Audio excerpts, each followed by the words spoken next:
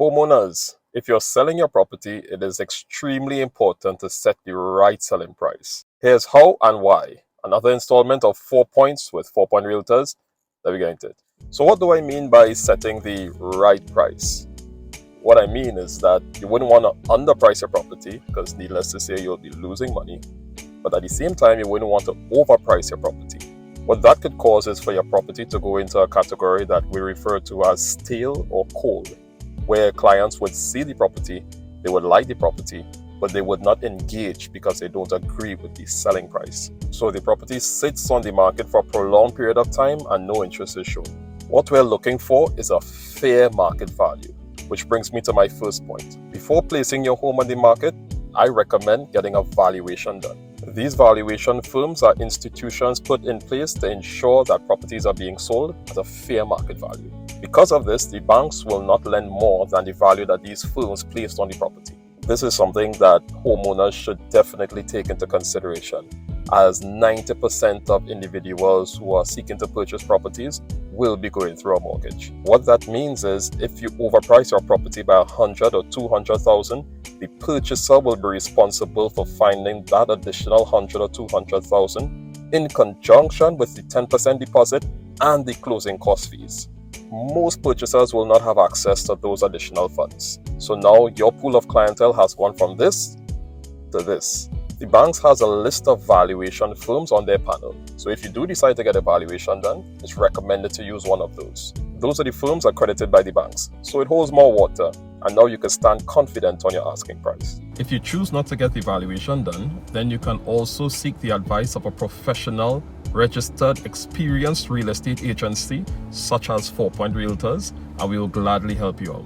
Point number 2, sentiment is truly priceless. Now, these valuators will take several things into consideration when placing a value on your property, such as square footage, location, condition, etc. What they don't consider, unfortunately, is sentiment. Now, I totally understand. You've built a beautiful life here, lots of memories, and maybe you had lots of dreams and aspirations for this property. The problem is, though, the public never experienced any of these with you, and as such, they would not attach the same sentimental value as you would. So when setting a price, we have to be aware of putting the sentiment aside. Point number 3, the asking price is not always the same as the selling price. Now, I encounter this a lot. So let's say the typical asking price for property in this area is around 1.5 mil. But you want 2.5 because Mr. Smith just down the street was asking 2.2 for his own and he got it sold. And your property nicer than his own because you have landscape and plants, whatnot, so you want 2.5. But here's what happens most of the time. Mr. Smith really did have an asking price of 2.2 and it truly did sell, but not for 2.2.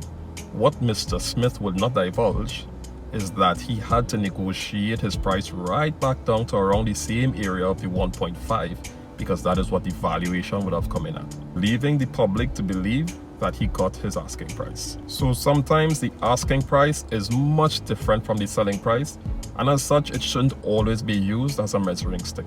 And the last point, point number 4, cash buyers. Let's say you considered all of the above and you tell yourself, you know what, I'll just hold out for a cash buyer. You want to hear a secret? Wealthy people don't spend bad money. That's how they stay wealthy. Unless you have something that is truly desirable to that purchaser for whatever reason. Maybe it's in an area that is extremely difficult to acquire property, or might be beneficial to their business or company, etc.